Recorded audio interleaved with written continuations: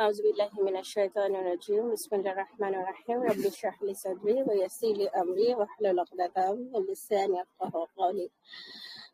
আপুরা আমরা মারিয়ামের ওই সময়ের গর্ভাবস্থার ওই সময়ের কথা বলছিলাম এবং বলছিলাম যে মানে কোলের ঈসা আলাইহিস সালাম কোলে থাকা অবস্থায় কথা বলে উঠলেন এবং এই সময়ে উনি কি বললেন সেই কথাটা কোরআন আমাদেরকে মেনশন করছে। কোরআন আমাদেরকে মেনশন করছে এবং এটা হচ্ছে যে কোন সূরা মারিয়ামের 30 থেকে 33 নম্বর আয়াত। আপুরা আমি আপনাদেরকে একটু রিকোয়েস্ট করব যে এই সংক্রান্ত আয়াতগুলো আপনারা একটু কাইন্ডলি সবাই খুব ভালো করে এগুলো পড়ে নিবেন, ঠিক আছে? এটা এখানে বলতেছেন যে আমি তো আল্লাহর বান্দা, ঠিক আছে? তো তারপরে তিনি আমাকে কিতাব দিয়েছেন, আমাকে নবী বানিয়েছেন। দেখেন মাত্র মানে 1-2 দিন বয়সের একটা বাচ্চা বলতেছে যে মানে তিনি আমাকে নবী বানিয়েছেন, ঠিক আছে?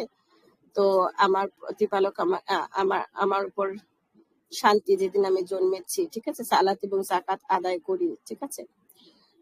মোট কথা আপনারা সূরা মারিয়ামের 30 থেকে 33 নম্বর আয়াতটা পড়বেন এবং এটা একদম ক্রিস্টাল ক্লিয়ার যে উনি হচ্ছে আল্লাহর বান্দা, ঠিক আছে? ওরা আল্লাহর বান্দা। প্রশ্ন উঠতে পারে যে এইটা দেখার পরও বা এটা শোনার পরেও আসলে কেন ওরা মানে দে কিপ কন্টিনিউইং ডিসবিলিভিং ঈসা আলাইহিস সালাম। এটা হচ্ছে যে জাস্ট একটা শুরু, ঠিক আছে? এরপরে আপনারা দেখবেন যে আমার শিকড়ের সন্ধানের বইটাতে একটা মানে চ্যাপ্টারই আছে হচ্ছে ঈসা আলাইহিস সালামের মুজিজা সমূহ। আমরা দেখবো যে অনেক ধরনের অনেকগুলো মুজিজা ছিল এবং আপনাদের যদি মনে থাকে যে আল্লাহ সুবহানাহু ওয়া তাআলা যেই কওমের যেই ব্যাপারে শ্রেষ্ঠত্ব থাকে সেটা রিলেটেড মুজিজা দেন। সো মুসা আলাইহিস সালামের কওম ছিল যে জাদুবিদ্যায় এক্সপার্ট, ঈসা আলাইহিস সালামের কওম ছিল যে চিকিৎসা বিদ্যায় এক্সপার্ট, কুরাইশরা রাসূল সাল্লাল্লাহু আলাইহি ওয়াসাল্লামের সময় কুরাইশরা ছিল হচ্ছে ভাষাগত দিক থেকে এক্সপার্ট। সো মুসা আলাইহিস সালামের সময় মুজিজা ছিল হচ্ছে জাদু রিলেটেড, ঈসা আলাইহিস সালামের মুজিজা ছিল হচ্ছে চিকিৎসা রিলেটেড, মানে এমন সব কাজ যেগুলো হচ্ছে তারা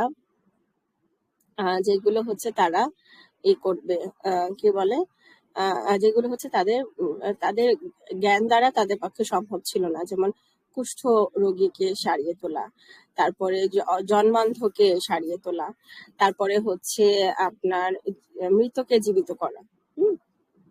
এই সমস্ত মিরাকল হচ্ছে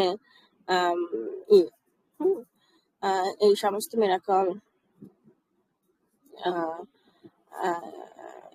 মিরাকল হচ্ছে ঈসা আলাইহিস সালামের সময় হয়েছিল। আর মুসা আর রাসূল সাল্লাল্লাহু আলাইহি ওয়াসাল্লামের কওমের জন্য ছিল হচ্ছে কোরআন, ওনাদের জন্য মুজিজা ছিল যে তোমরা যদি এটার অনুরূপ কোনো কিছু বানিয়ে আনতে পারো, এটার 1টা সূরা 10টা সূরা পুরা কোরআন, হ্যাঁ, এগুলো আমরা সবাই জানি আশা করি। তো এখন এইটাই যে মানে আসলে আমরা যদি মানে নিরপেক্ষভাবে চিন্তা করি তাহলে আসলে ঈসা আলাইহিস সালামকে মেনে না নেওয়ার আসলে কোনো কারণ ছিল না। এতগুলা মিরাকল উনি দেখিয়েছেন, কিন্তু ওই যে যখন নিজের স্বার্থে আঘাত লাগে, তো ঈসা আলাইহিস সালাম যা বলছিলেন বা উনি আসলে তৎকালীন হায়ারার্কিটা ভেঙে দিচ্ছিলেন, হ্যাঁ, হায়ারার্কিটা ভেঙে দিচ্ছিলেন। যে আমরা বলছি যে ওরা হচ্ছে মানে পদলেহী, মানে শাসকের পদলেহী স্কলারে পরিণত হয়েছিল তখনকার যারা। তো উনি ওই হায়ারার্কিটা ভেঙে দিচ্ছিলেন দেখে নো ম্যাটার যতগুলো মিরাকল ওরা দেখতে ওরা মানে নাই। এবং সেই জিনিসটা আমরা রাসূল সাল্লাল্লাহু আলাইহি ওয়াসাল্লামের সময়ও দেখি, কুরাইশদের সমস্ত কিছুকে উনি অ্যাটাক করতেছে। কারণ উনি যদি দেবদেবীর এই জিনিসটা করে তাহলে তো মানে কাবা ঘরে মানে তাহলে ওদের সমস্ত ইকোনমি, ওদের পলিটিক্স, ওদের সমস্ত কিছু ডিপেন্ড ছিল যে কাবা ঘর কেন্দ্রিক। দেবদেবীর পূজায় যদি না করে তাহলে কাবা ঘরে মানুষ কেন আসবে? কাবা ঘরে যদি না আসে তাহলে ওদের পুরো অর্থনীতি ব্রেকডাউন করবে। ধরেন মনে করেন যে কথার কথা এখন সৌদি ধরেন মানে একটা হাইপোথেটিক্যাল কেউ এসে বলল যে মানে কাবা ঘর নো লঙ্গার ইজ একটা হোলি প্লেস, তাহলে সৌদি তো একেবারে মানে বাস্ট করবে। কারণ সৌদির হোল ইকোনমি এই হজের উপর ডিপেন্ডেন্ট, রাইট?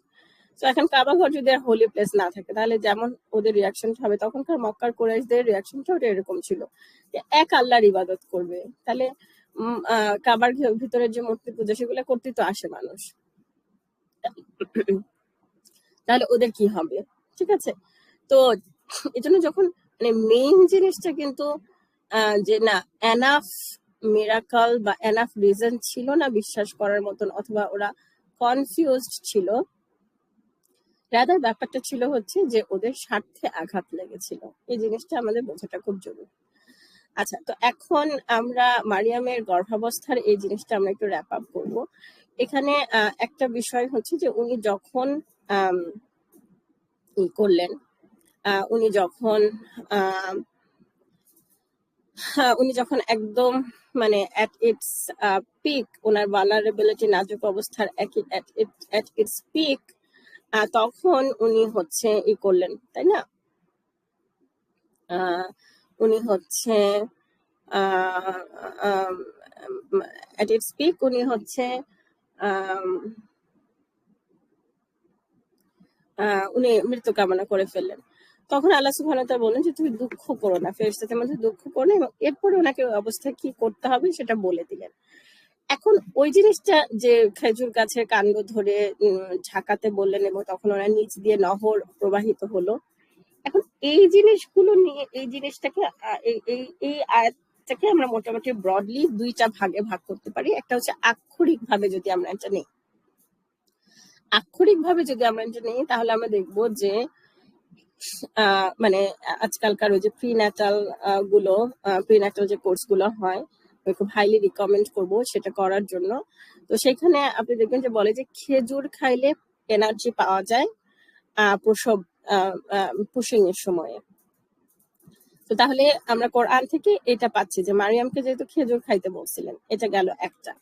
দ্বিতীয় হচ্ছে যে পানির নহর, সো এখানে দেখবেন যে অনেক সময় যে হোম বার্থে পানির উপর দিয়ে দেয়, সেখান থেকে মানে হালকা গরম পানির কুসুম কুসুম পানির পেন কমাতে সাহায্য করে। হ্যাঁ, সোনার নিচ দিয়ে নহর বয়ে গেল, এখান থেকে তারা আরেকটা লেসন পাচ্ছে। যেটা আমার কাছে সবচেয়ে ইন্টারেস্টিং লাগে সেটা হচ্ছে খেজুর গাছের কাণ্ড, এটা কিন্তু কখনোই ঝাঁকাইলে কাজ হওয়ার কথা না। কিন্তু তাহলে আসলে কি হয়েছে? ব্যাপারটা হচ্ছে যে এটা পেইন ম্যানেজমেন্টের একটা কৌশল। ঠিক আছে, যে আপনার যদি সামনে প্রচন্ড শক্ত কোনো কিছু থাকে, মানে আপনি যদি ওইটা ধরেন, তখন পেইনটা ওই দিকে চলে যাবে। যেমন ধরেন যে আপনার সামনে জানালা আছে, জানালার শিক, আপনি জানালার শিকটা টানার চেষ্টা করবেন, কিন্তু জানালা তো আপনার শিক তো আপনার নড়বে না, আপনি টানলে তো জানালা শিক, কিন্তু তখন আপনার ব্যথাটা বা কনসেন্ট্রেশনটা ওই দিকে চলে যাবে। তো এটা হচ্ছে আক্ষরিক ভাবে নেয়া। আর আমরা যদি স্পিরিচুয়ালি চিন্তা করি, তাহলে স্পিরিচুয়ালি হচ্ছে যে খেজুরের গাছের কাণ্ড নাড়ালে কখনোই খেজুর পড়ে না, তারপরও ইভেন ওই অবস্থাতেও মিরাকল ঘটার জন্য আপনাকে কিছুটা রোল প্লে করতে হবে, জাস্ট লাইক মানে লাঠিতে আঘাত দেওয়ার মতন, মানে মুসা আলাইহিস সালামের ক্ষেত্রে লাঠি দিয়ে সাগরে আঘাত করার মতন। ঠিক আছে, এটার আরেকটা এক্সাম্পল হতে পারে। এই গেল হচ্ছে মারিয়ামকে নিয়ে আমাদের আলোচনা। তো আমরা এখন যেটা করব সেটা হচ্ছে যে মানে আস্তে আস্তে মানে আমরা কোরআনিক পার্সপেক্টিভ গুলো, আগে কোরআন আমাদেরকে যা বলতেছে সেই জিনিসগুলো নিয়ে আমরা আলোচনা শেষ করব। তারপরে আমরা দেখব যে আসলে আজকের কোয়েশ্চেনরা কি বিলিভ করে এবং কেন এরকম হলো আসলে। জাযাকুমুল্লাহু খায়রান শোনার জন্য।